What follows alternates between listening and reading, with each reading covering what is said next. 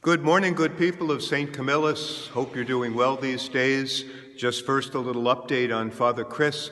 He continues in ICU. He continues on the ventilator. He continues to struggle against viral pneumonia, and they're throwing all sorts of antibiotics at him, but it's a real aggressive form. So he still has a long way to go. We count on your prayers, your continued prayers for Chris, and we thank you for all the prayers that you've already sent up and will continue to for his recovery. Today in our first reading, we hear some words of the evangelist John, and let me begin with three of them. God is love. God is love. We could spend an entire lifetime just meditating, contemplating on those three words. God is love. And then John goes on to say today, this is the way that God has revealed his love to us, that God sent his only Son into the world so that we might have life through him. John, of course, is talking about the incarnation, where God became one with us in and through the birth of Jesus as a human being. And then when we turn to the gospel today from Matthew, we hear Jesus talking about the love of God for us in a different way. Jesus says in Matthew chapter 11, Come to me if you labor and are burdened, come to me, I'll give you rest. Take my yoke upon you, learn from me, for I am meek and humble of heart, and you will find rest for yourselves. For my yoke is easy and my burden light.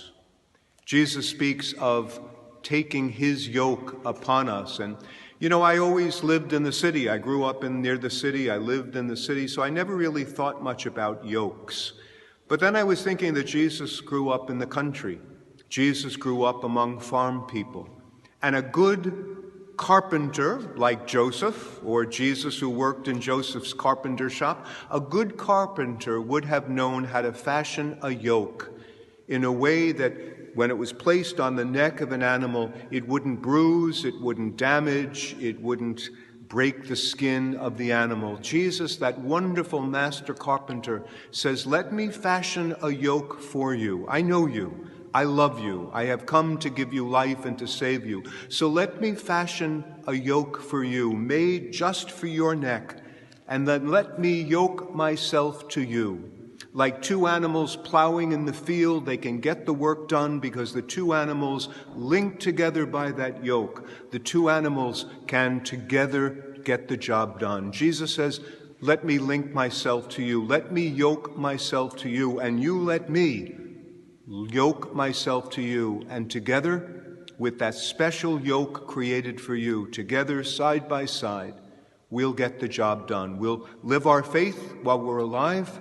And then Jesus says, yoke to me, I'll bring you home to the Father in heaven. I have come that you might have life, that you might have it to the full. My yoke is easy, my burden is light, and I will make your burden light if you allow me to yoke myself to you and to walk with you. And then going back to our first reading today from the first letter of John, it concludes with this. God is love, and whoever remains in love remains in God in her, God in him. So let's ask for the grace to yoke ourselves to Jesus. Let's ask for the grace to allow Jesus to be with us each step of our lives. Let's reach out to Jesus in those moments of need. Let's thank Jesus for those moments of gratitude and joy and the great moments in life. But wherever we are, let's continue to walk always side by side with this God who loves us so much that he became one with us, wants to walk with us, wants to yoke himself to us, wants to bring us home after a lifetime spent with him.